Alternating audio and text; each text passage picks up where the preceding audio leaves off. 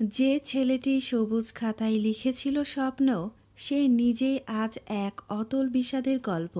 Dhaka medical কলেজের ৭৯ ব্যাচের মেধাবী ছাত্র অভিন আদিত্য আর নেই। মাত্র ২৩ বছর বয়সেই থেমে গেল এক উজ্জ্বল ভবিষ্যতের যাত্রা। ১ জুন রাত ৯:৩০টার দিকে ঢাকা মেডিকেল কলেজ হাসপাতালে চিকিৎসাধীন অবস্থায় শেষ নিঃশ্বাস ত্যাগ করেন তিনি।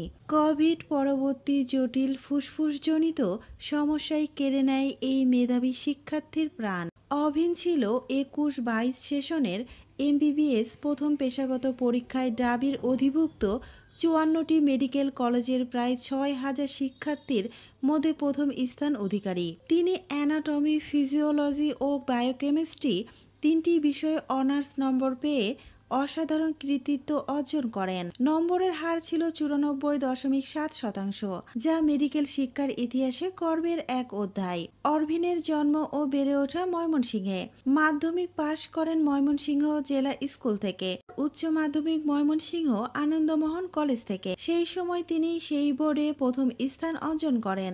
২০২১-২০২২ শিক্ষাবর্ষে মেডিকেল ভর্তি পরীক্ষায় সারা দেশে ৭৩তম স্থান অর্জন করে ঢাকা মেডিকেলে ভর্তি হন তিনি। অভিন আদিত্য দুই ভাইয়ের মধ্যে ছোট। বাবা অধ্যাপক ডক্টর গণপতি আদিত্য, ময়মনসিংহ মেডিকেল কলেজের কার্ডিওলজি বিভাগের সাবেক বিভাগীয় প্রধান।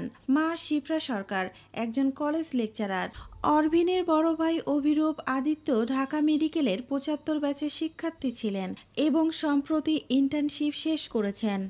জীবনের এমন এক সময়ে যখন তার স্বপ্নগুলো ডানা মেলছিল, সেই সময় তার জীবনের প্রদীপ নিভে গেল।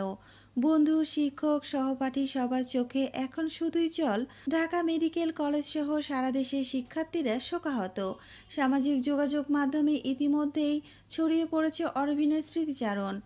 তুমি হয়তো এখন আর আমাদের মাঝে নেই, কিন্তু তোমার অনন্য মেধা, সততা, নিষ্ঠা এক অনন্য অনুপ্রেরণার নাম হয়ে থাকবে।